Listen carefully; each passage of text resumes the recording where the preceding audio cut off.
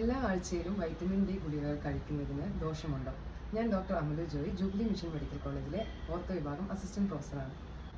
Vitamin D ഡെഫിഷ്യൻസിയേക്കാൾ കൂടുതൽ മാരകമാണ് vitamin D toxicity. എല്ലാ ആഴ്ചയിലും വൈറ്റമിൻ ഡി വർഷങ്ങളോളം കഴിക്കുന്നത് ശരിയായ പ്രവണതയല്ല. വൈറ്റമിൻ ഡിയുടെ ലെവൽ ബ്ലഡിൽ ചെക്ക് ചെയ്തതിന് ശേഷം അതിൻ്റെ ഡെഫിഷ്യൻസി അനുസരിച്ച് ഒരു ഡോക്ടറുടെ പ്രിസ്ക്രിപ്ഷൻ പ്രകാരം ഇഞ്ചക്ഷനായിട്ടോ ഗുളികളായിട്ടോ വൈറ്റമിൻ ഡി കഴിക്കുന്നതാണ് ഉചിതം. വൈറ്റമിൻ ഡി കറക്ഷൻ കഴിഞ്ഞതിന് ശേഷം വീണ്ടും വൈറ്റമിൻ ഡി ലെവൽ ബ്ലഡിൽ ചെക്ക് ചെയ്യേണ്ടതും ആവശ്യമാണ്. അതിനനുസരിച്ച് ഗുളികകളുടെ ഡോസ് വ്യത്യാസപ്പെടുത്തേണ്ടത് ആവശ്യമാണ്. വൈറ്റമിൻ ഡി ഡെഫിഷ്യൻസിയേക്കാൾ മാരകമാണ് vitamin D toxicity. Vitamin D toxicity നമ്മളിൽ ഉണ്ടാക്കുന്ന ലക്ഷണങ്ങൾ ക്ഷീണം, ഛർദി, കൺഫ്യൂഷൻ, വയറുവേദന, ഗ്യാസ്ട്രിക് അല്ലെങ്കിൽ റീനൽ സ്റ്റോൺസ്, യൂറിനറി കാൽക്കുലെ ഇങ്ങനെയുള്ള പല പ്രശ്നങ്ങളും വൈറ്റമിൻ ഡി ടോക്സിസിറ്റിയിൽ ഉണ്ടാകാം. ഗുളികൾ കഴിക്കുന്ന സമയത്ത് എന്തൊക്കെയാണ് ശ്രദ്ധിക്കേണ്ടത്?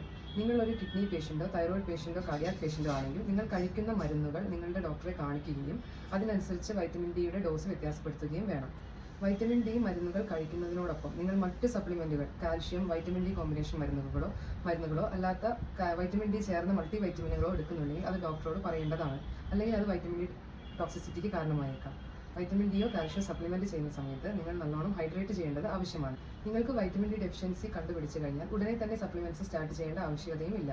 ചെറിയ രീതിയിലുള്ള ഡെഫിഷ്യൻസി നിങ്ങൾക്ക് സൂര്യപ്രകാശം ഏൽക്കലും മുട്ട, പാൽ എന്നിവ ഭക്ഷണങ്ങൾ കഴിക്കുന്നതിലൂടെയും കറക്റ്റ് ചെയ്യാവുന്നതേ ഉള്ളൂ. നിങ്ങൾ സ്ഥിരമായി വൈറ്റമിൻ ഡി കഴിക്കുന്നവരാണെങ്കിൽ അതിൻ്റെ ടോക്സിസിറ്റി ലെവലിലേക്ക് എത്തുന്നതിന് മുന്നേ തന്നെ വൈറ്റമിൻ ഡി ലെവൽ ചെക്ക് ചെയ്യാനും ഒരു ഡോക്ടറെ കാണുവാനും ഓർക്കുമല്ലോ. Thank you.